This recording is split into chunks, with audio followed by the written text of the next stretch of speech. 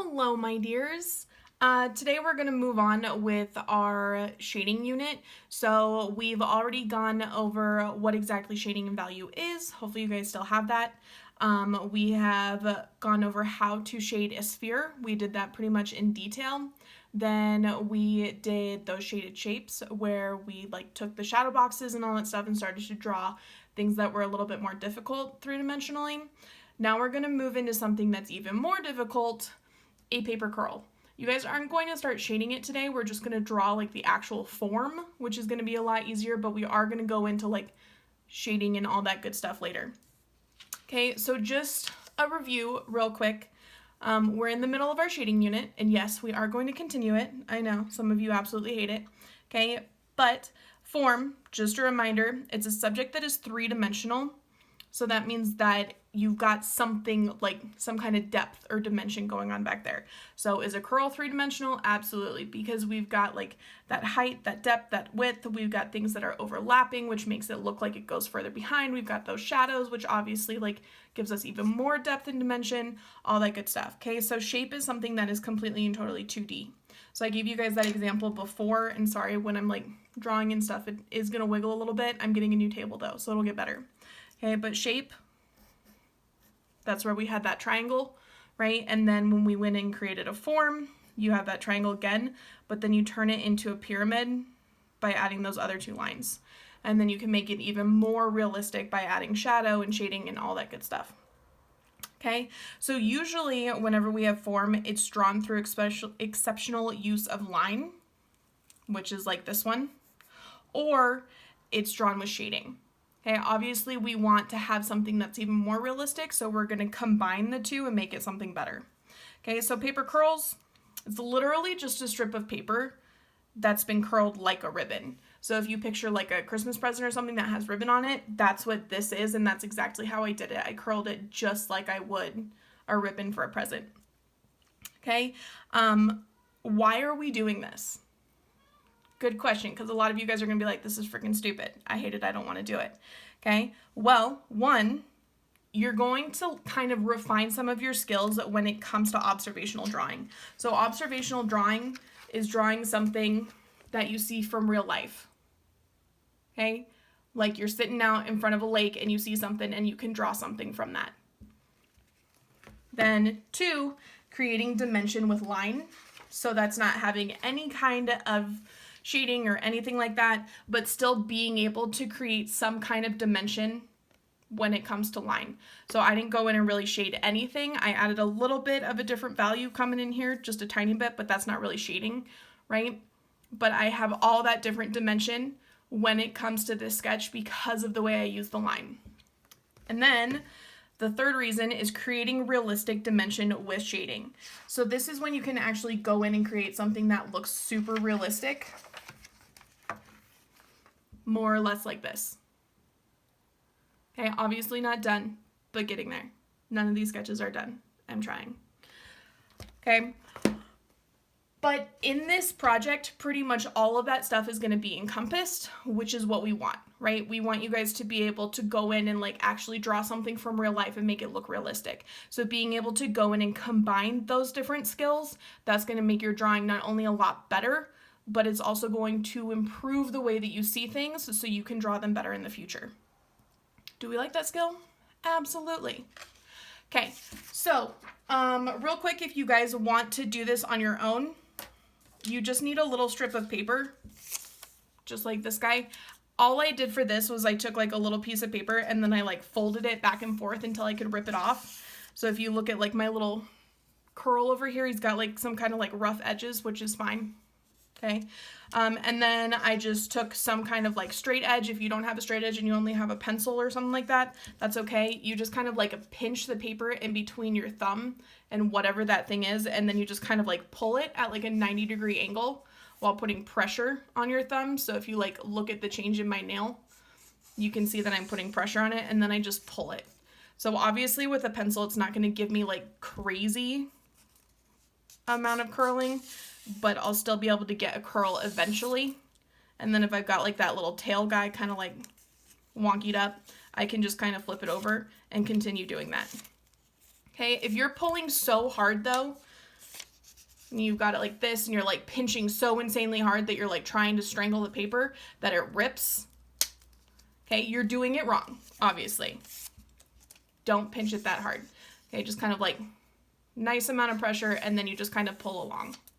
If you do have scissors or some other kind of straight edge to do this with, it's a lot easier, but you don't have to have that, obviously. Okay, cool. I noticed that last time I made a video, I kept working outside of the frame, so I taped my paper down. That is going to make it a little bit harder for me because as I'm drawing, I want to keep like moving my paper depending on where I've got my hand, right? Because I never want to like be drawing like this. That's just weird and awkward. Don't be that person. Okay. Where did I put my pencil? There it is. Found it. Okay.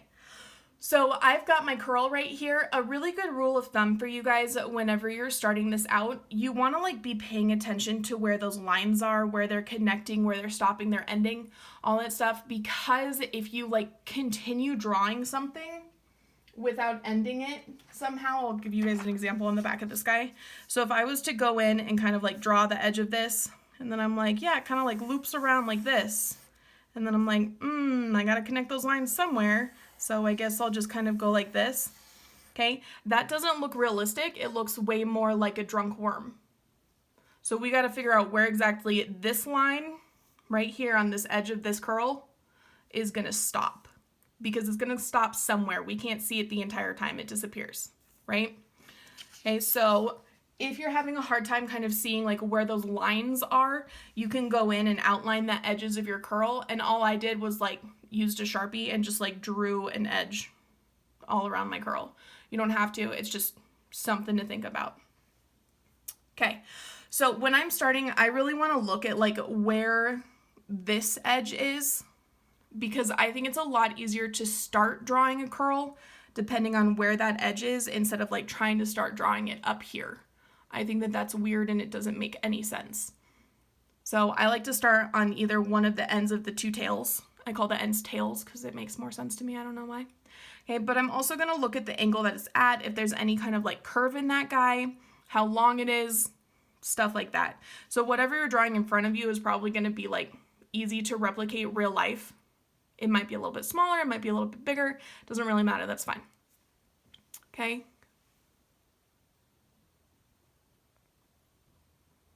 Okay, I had to check and make sure I was recording. I started to freak out thinking that I wasn't recording. I'm sorry, guys. I'm really not the greatest at this. Okay, so I'm looking at where my curl is on my paper. It's not too far away from the edge, but it is a little bit. So I'm going to go up and I'm going to start somewhere close to like where that could be. Again, doesn't have to be perfect. Art never is. So I'm going to go in like right up in here. It doesn't really have much of an angle on it, but it does have a little bit of an angle. And then it kind of like tapers off on the edge over there. See how it kind of like bends in just a little bit? So when I'm looking at that, it kind of like comes down a little bit. And if I don't like draw a perfect line, that's okay. It doesn't have to be perfect. Let me see if turning this light on makes it better for you guys to see. A little bit. Okay, so I'm looking at this edge, and then I want to check out kind of where some of these other lines connect and where they're going. So I want to go in and draw like this little edge right here, this corner, and he's kind of going to come down a little bit. And I want to pay attention like how far down it goes and like what direction it goes. And again, I'm just using those nice hairy lines. And I keep adjusting my line, how big it is, like what direction it's going and everything. And I can go back and erase that later. Not until I'm done though. Don't erase until you're done. Okay, so then he starts to kind of like swoop up.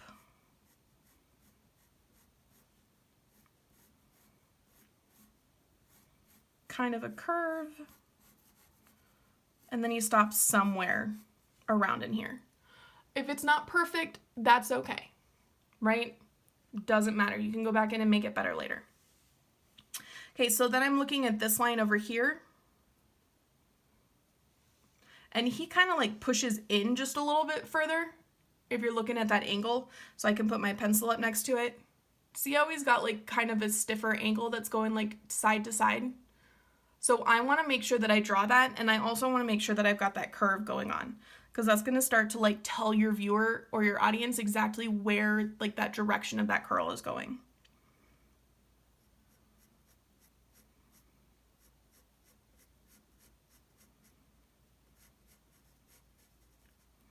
And then I'm going to look at where this line right here stops compared to this line. And like where I mean stop, I mean like where that direction changes. So this guy is stopping quite a bit lower than this guy. So that's what I'm going to draw. If I'm looking at this right now, it kind of looks-ish like it, right? So then that direction change where the curl like starts to curl under, kind of, that's going to always be a straight line. It's not going to be a curved line. It's always going to be straight, because wherever that direction changes, straight line. Every single time. Straight line. So make sure you draw that in there. And it should be relatively easy. You should just be able to kind of connect those two lines, and then whatever that straight line is at the bottom, it should kind of be able to just like seamlessly connect with that next one. Okay, so from there, I want to look at my next line. I've got the side line over here. I just kind of like finished that tail over here. So then I want to look at this next part. Where does that line go? Usually it's going to mimic whatever angle this line is at, but I'm kind of looking at this line and I'm not sure if I like it. I might want to bring it up just a little bit straighter. So I'm always going to add my new line before I get rid of my old line. And since this is the outline, I can go in and erase it. It won't affect my shading.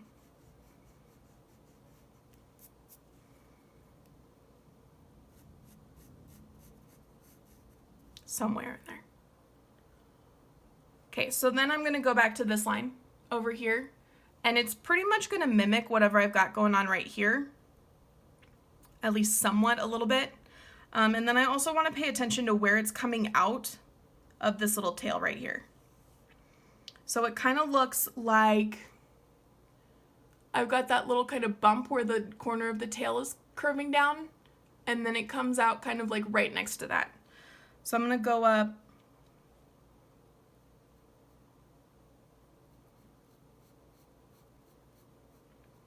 and it's kind of got a little bit of a swoop, and then he goes up. Okay, and then if I'm looking at what happens with this line right here, see how it starts to curve over? It's kind of like an upside down U, and that's what I want to draw. I want to draw that curve where it starts to like kind of fold over.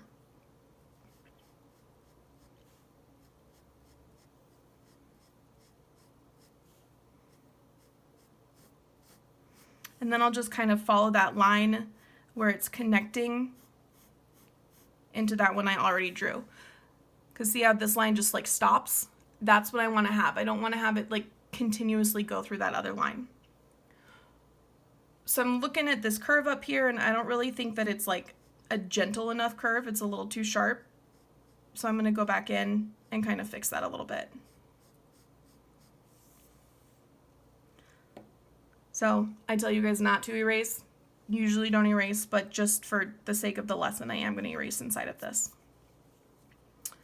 Okay, so I've got that line kind of bumping out a little bit. If I look at my curl and right up here, it does kind of bump out like a little bit over here. Not too much, but I mean, I can leave it or I can keep it, or I can just like chill with it and go back and work with it later. Okay, so then I want to go in and continue this line. I'm going to look at where it's kind of stopping over here, but I also want to keep looking at where this line is stopping compared to the lines I already have.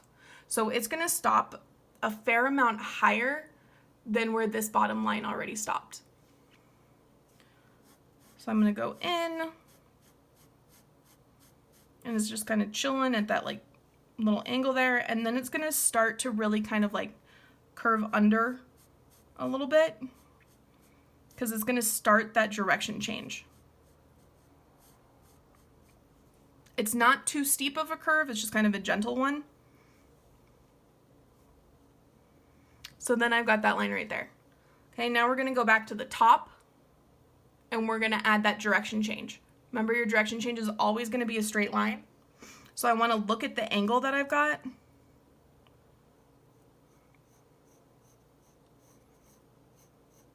And see how I'm just kind of like gently like bringing it off of this other line over here.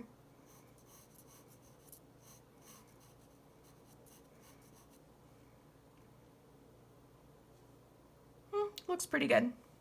Then this line over here is pretty much going to mimic this guy, at least at the beginning. So again, I want to go off of that straight line and it'll start to kind of curve over and I'll mimic whatever line I've got going on there. By mimic, I mean that like this line is going to be the same as this line pretty much.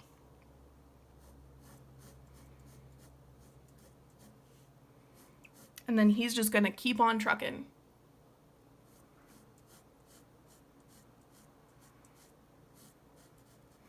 So then I want to look at where this curve starts compared to the other lines that I already have. So this curve started just like began kind of down over here. So this curve is going to start a little bit higher than that. Not too much though. So I'd probably like start a little bit of my curve right here. And then kind of like gently start to pull it out. And then I'm just gonna leave that line right there because I wanna go in and finish my direction change before I start to do the rest of the tail of this guy over here. So if I look at the angle of this guy right here, it should be at least somewhat similar to the angle that I just drew on the top. Okay, it's a little bit steeper than that guy, but see how it's still like relatively similar. So if I look at this line, and then I start to like kind of compare it to this one, I know that I want it to be just a little bit steeper. And then it'll just connect into that curve that I just created.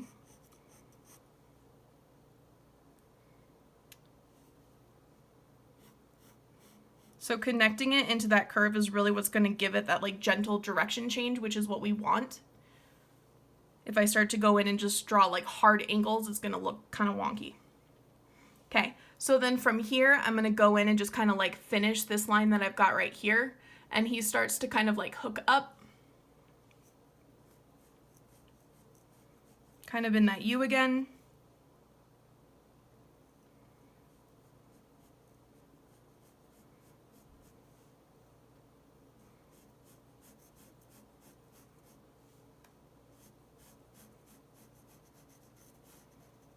And he does go higher a little bit than this guy, not too terribly much, but a little bit. So I'll just probably leave it right there. So then I want to go back in and add this line right here. I want to look at where he starts to come out from this line. Okay, and you can always go in and like measure that in real life. Like you can just kind of like measure with your fingers, like this is how far it starts. So then I can like bring it back over here and look at how far that is. Or maybe like this guy is about as far as like the top of this guy. So then you can kind of like measure where that is. Or if you just want to go for it, you can do that too. Okay, but I do want to look at the thickness of this curl and where that line's starting. Kind of looks like it's starting just a little bit below like this intersection of those two lines. So I draw a little dot and see if that's right. That looks pretty right to me. Maybe a little bit lower just to be safe.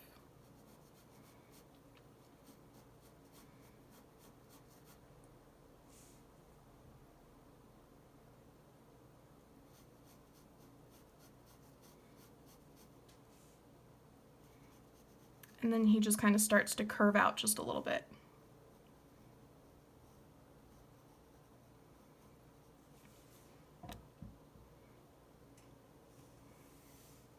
Okay, so then I want to go back over to this line and kind of finish him up now that I've got somewhere else to kind of mark off where I'm going comparatively.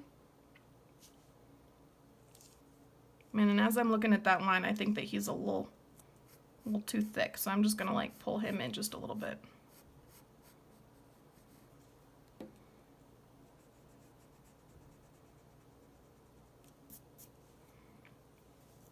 Okay, so then I want to go in and finish this guy up. So he kind of curves in a little bit.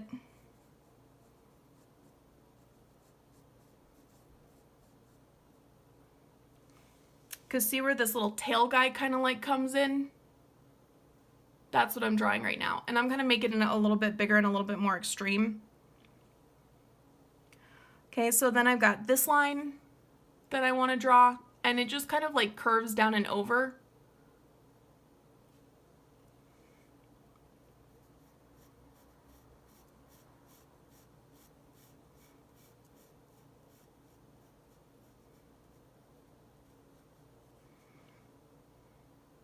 And then of course I've got like a little bit of a directional change right here with that straight line. So I would go in from kind of like right behind here and just connect it to the top.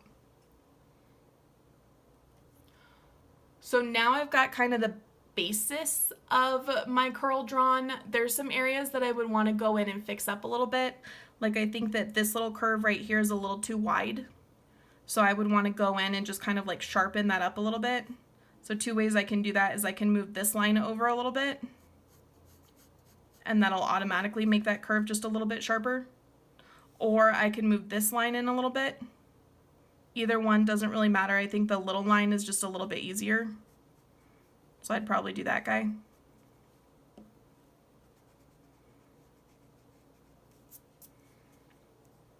Or I could leave it and just kind of like fake my way through it when it comes to the shading. Okay, so then I can go in and just refine a couple little other areas, make sure that everything's like peachy and I'm happy with it. Maybe like curve out this little top guy tiny little bit and then pull it back down. So I'm just looking at what's going on in my curl and looking at what I drew, making sure that I'm like totally happy with it before I start going in and adding shading, which is what we will do next class. Okay, so you guys can go in and you can draw the curl that I drew, or you can go in and create your own curl. I do suggest that you tape it down though, because otherwise it's just gonna like pop back in. If you don't have tape, you can always weight it down, but keep in mind if you do weight it down and you put those little tails down flat, then it's gonna make it a little bit harder because you won't really have like a definitive area to start. Okay, last little thing that's super, super important. Are you ready?